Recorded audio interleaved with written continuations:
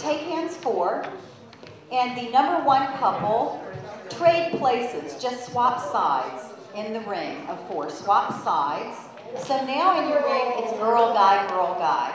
This is the improper formation. I've been enjoying the Folklore Society's dances for about 25 years. People of all ages do it, and it's just a very fun kind of warm family sort of intimacy.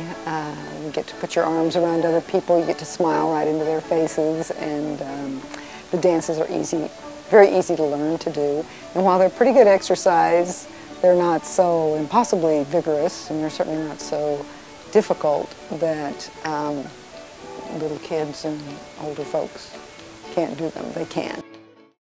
I've been with the Folklore Society since 1983, and I actually got into the Folklore Society and contra dancing through international dancing. I was one of a group of people, probably about 7 or 8 people that was involved in kicking the Folklore Society off, and most of those folks are still around and active today. We came back to Missoula after Bear Hug, basically sat around the kitchen table and say, okay, how do we do this? Put together a newsletter. I think our first mailing was to 35 people, and we had bylaws by that November.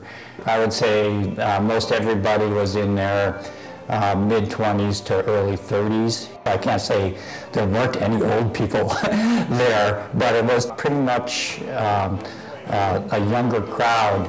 And what's interesting is, well, most of those folks are still around Missoula or western Montana. You know, we've all aged together. I think, you know, the biggest group is kind of from in the 50s and 60s, 50 and 60-year-olds, while we certainly do have a good contingent of college students. I think we're bringing along a pretty good crop of dancers. I'm a little nervous about whether or not we're bringing along enough of a young crop of musicians and callers. We do 2 of our dances a year on the university campus to continue to recruit young people into the group, and they're really fun dancers, and we figure that they'll carry on the tradition. I like that you get to meet lots of different people, and there's an interesting sort of community. They're all different ages and they all like to dance. And I like that it's sort of fast-paced, lively dancing and good exercise. I actually have a couple friends from high school who, not as regularly as I seem to go, but who come occasionally. They think it's fun too. It's just a crazy, hectic schedule, I think. I think it appeals to a lot of different groups. I found that the group that I was friends with in college and stuff, we were sort of interested in folk culture and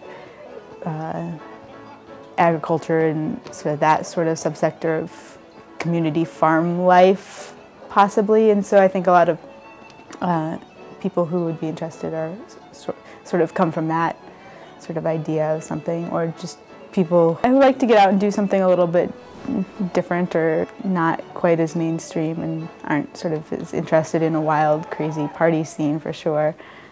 It's very accessible to international students. It's a way of sharing our culture with them.